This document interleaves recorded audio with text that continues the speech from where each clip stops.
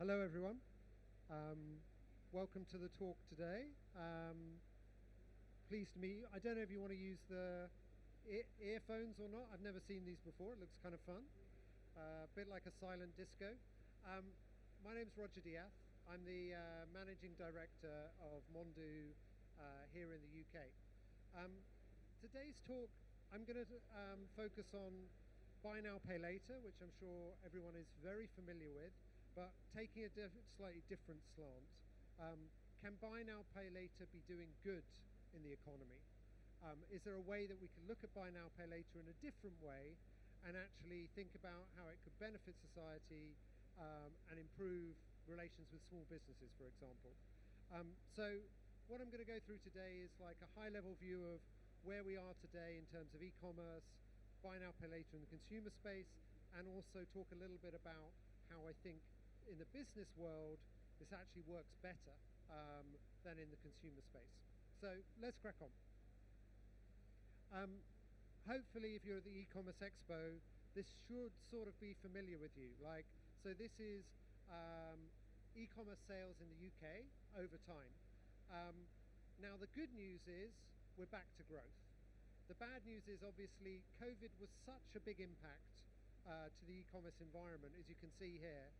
It brought forward a lot of growth, and frankly things have been a little bit tough in e-commerce in the last few years, but now we're looking at around 120 billion pounds of e-commerce sales in the UK. It's one of the biggest e-commerce markets in the world, and as you see there with my hand drawn on dotted line, actually we kind of went through COVID, everyone thought they were a genius in e-commerce. We've had a tough few years, and now we're actually just back to trend growth, which actually isn't too bad. 35% year-on-year growth for e-commerce markets again. So I think things are booming again, which is good news. If it works. Buy now, pay later has been a huge part of that trend. It's a payment method that's gone from literally zero to 26 billion pounds in the UK alone already, still growing extremely quickly, 20% year-on-year growth. And where that growth is coming from, I think, is just as important. Most millennials and Gen Z people are using buy now, pay later every day for transactions. Half are using regularly. So this is a trend that is well embedded, that has seen a huge amount of growth over the last few years and is here to stay. But I guess my question here today is, has it been too good? Has it worked too well? I think there's what's interesting is most people who've done this have done it not because they want credit, but because they see it as a convenient way to pay. 44% of people say it's the convenience factor that actually makes them use buy now, pay later, which I think is interesting. But this is the downside of this, right? This stat I had to put in because it blows my mind. So 18 to 24-year-olds, over half are unaware that buy now, pay later can lead into debt. 44% of people, that's all people, say they weren't aware they could be referred to a debt collector if they'd used buy now, pay later. So I think although it's super convenient and super easy in the consumer space, there's a lack of understanding about what this payment method is actually doing. And I think that's why you're seeing in the UK government legislation now looking again at buy now, pay later as a consumer payment method. But it's almost been, as I said, too successful in the B2C consumer space. But today what I want to talk about is why buy now, pay later for business is totally different, right? Here you have sophisticated buyers who understand that they're getting into debt. So that kind of problem goes away. And what we're doing is rather encouraging one extra t-shirt to be sold at H&M, which obviously is great for H&M, but it's additional growth within the consumer space.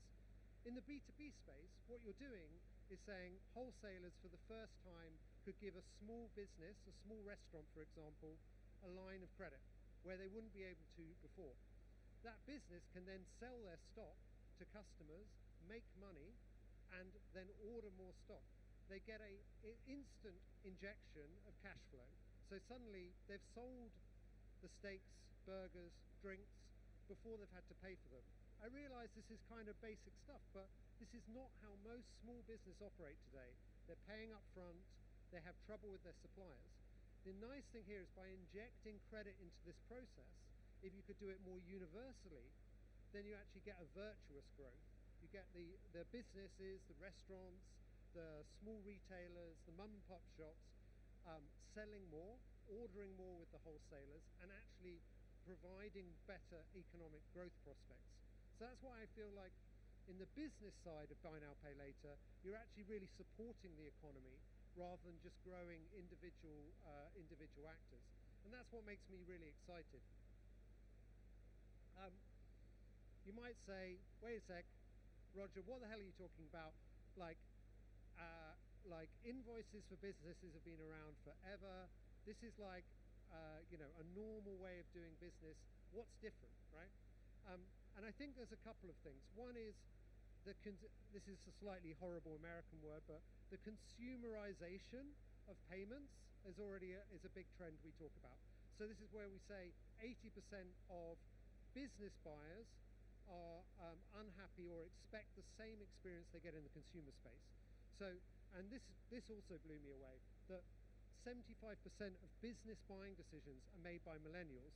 If you remember, the same millennials who are using Klarna and these kind of payment services day in, day out. So there's an expectation. Why isn't it as easy as it is in the consumer space? The expectation is it has to be easy to use, but with this idea of embedded credit as well. So from that, we get kind of the table stakes, if you were. The most basic things you need to do if you want to get into Buy Now, Pay Later for businesses, right? And I think you could guess a couple of these anyway. One is around frictionless experience. Like, unless it's as easy as it is in the consumer space, don't bother, right? You've got to make it super, super easy for people to make this operate. You also need some flexibility there. Like, it can't be one size fits all. You need flexible payment options. That's also expected. I think given we're in the omni-channel theatre, the other big thing to realize in the business space is you need to support different channels, right? I love e-commerce. That's my, I've been working in this industry for a long time. But the reality is, if you're a manufacturer, we've been speaking to some today, like they're now starting to put their toe into the water with e-commerce, right? They're starting to set up trade websites, but that might represent 5 to 10% of their business. How are you addressing 90% of their business? How are you addressing the telesales orders, these kind of things, right? Unless you have some consistency, an omni-channel vision, if you like, it's not going to work. And the final thing is acceptance rates. There's no good sort of dangling a carrot saying, hey, wouldn't you like credit, if you end up saying no to everyone, right? That doesn't actually serve any purpose. You might say, well, all of this sounds great, but why are people really not embracing this already, right? Why have it, like, if it's so good for everyone and supports everything we've been talking about, why not just do it? And the two reasons are on the screen. The first is operational overhead, right? If you were running this in-house today, what you're saying is, I need to understand who my buyers are, can I give them credit, can I send them invoices, is Doris in the accounts going to go and try and collect the money from someone? Like, it's a huge operational overhead. And in fact, many of you are probably running that overhead in-house today, and that's not your core business. The other major one is obviously risk. 30% of B2B invoices are paid late already today in the UK.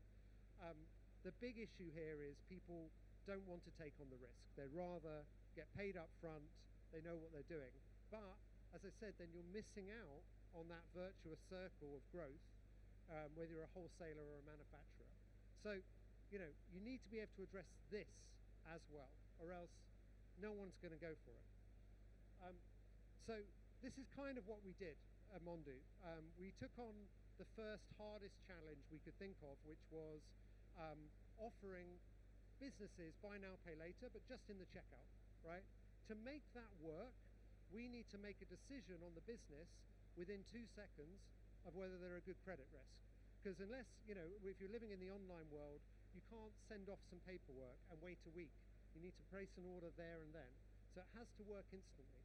That's what we're doing today, offering this online with our merchants, where they can pay in 30, 60 days, installment payments, and it has to work in that risk-based way.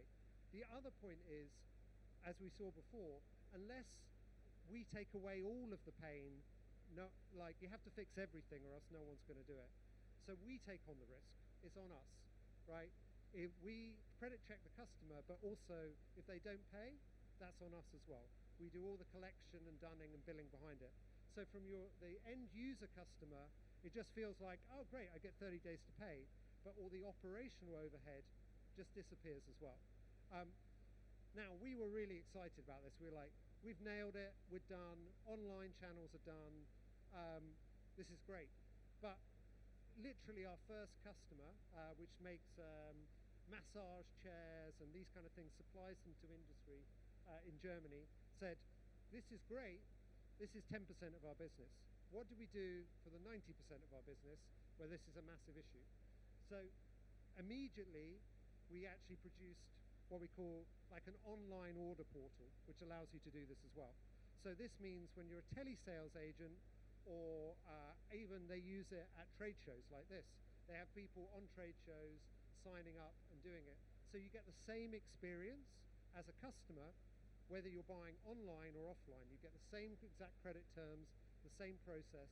It just works magically. That's what we mean by omnichannel. There's one platform, consistent experience, and whether people buy via phone orders, in person, or online, it's the same experience. I'm really excited as well to kind of continue this theme of listening to our clients. A lot of people who do trade credit today do it in a different way. What they do is have a trade account. So particularly if you're in an industry where you have high volume of orders, so restaurant supply, builders merchants, speaking to quite a few of those people today, then you actually work in a slightly different way. So we just launched last week our digital trade account. So a trade account, best thought of, think of it like a bar tab. You keep placing orders, we look at how much you've ordered over the month, add it all up and send you one bill. If you're ordering twice a day, you don't want to be sent 60 invoices at the end of the month. You want one invoice that wraps it all up. The problem, and a lot of clients have this today, they have this trade account, it's set up for their top 50 customers or whatever, but it's still a lot of admin, and also typically a week, 2 weeks to sign up for it. We're using what we've learned in the rest of the B2B buy now, pay later world, so you can do instant onboarding, give people an idea of how much they can purchase up front, and then they can just start placing orders with you in a seamless way. So it's really powerful. We're really excited about it. It's just launched. So we want to see, we're going to have a large automotive parts manufacturer out of France launching this probably by the next couple of weeks. So we're really excited about it. But it's really about trying to meet those business buyers where they are today, but adding digital technology on top. And just to kind of as a way of wrapping up, as I said, I'm the UK MD. We've only just started really in this market, been here for a few months. I'm really excited about the number of merchants who have already put their faith in us and said they want to work with us today. So we're working with clients here who are doing room booking for massive corporates. We are working with people supplying packaging materials. Us for Slush on there, I love them because they supply slush puppy machines. So if you see slush puppy machines in retail outlets, now those retail outlets get credit so they can install the slush puppy machine, make some money off it before they have to pay for it. And here, the quote here, Danny has been a rock star for us. PC specialist, you see them in Dixon's, so they have a big consumer market. They built high-end, high-specification computers to order and have a large business market. They'll be working with us across not only UK, but all their channels. So I think the merchant demand is there, but I guess to wrap up, I've talked briefly about buy now, pay later, which I think in the UK perhaps has a slightly bad rep. It's been incredibly successful, but my argument here is actually by focusing on buy now, pay later within the business channel is actually going to support growth, not just for the merchant, the wholesaler, but actually for the small businesses that are working with them. And that, I think, is really doing buy now, pay later for good. So that's my small overview. Really happy to take some questions from the audience. We definitely have time. So yeah, let me just sort out the mic situation.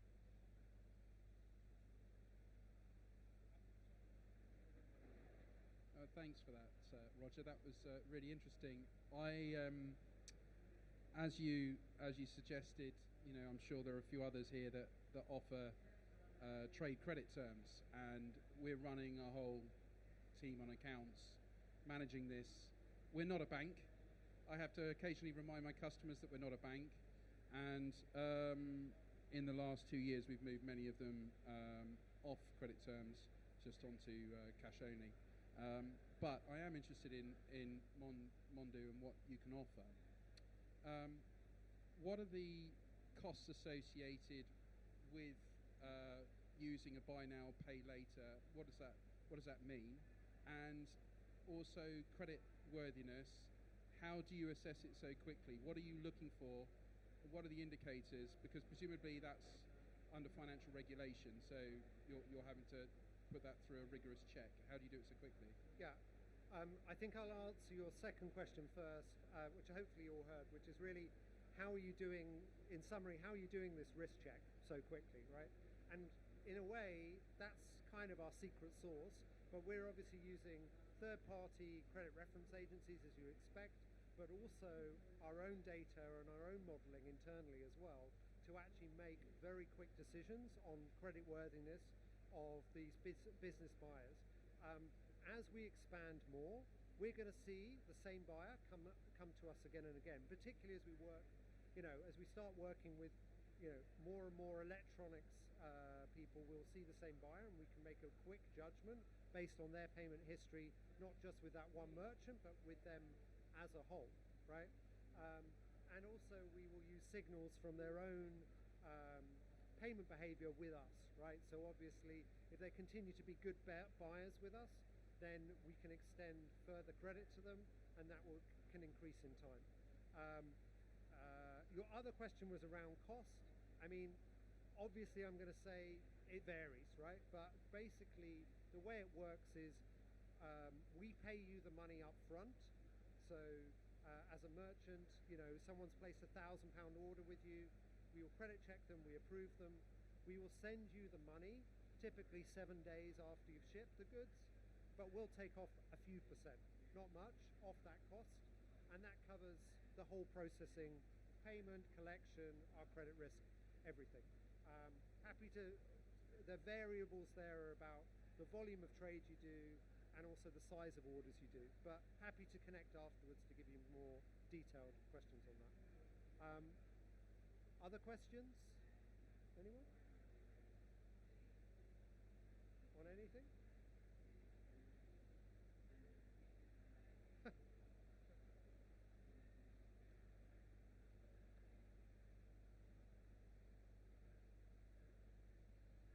Sorry? If there's no more questions, that's fine. Like, where we can connect. All right, no worries. Well, look, I hope that was interesting and gave you like a snapshot into like the trends we've seen around buy now, pay later, where we think the market is going. We're obviously here exhibiting, I guess, about 50 meters over there, but come and speak to me after if you have like individual questions you want to reach with me, and hope you have a great show the rest of the time.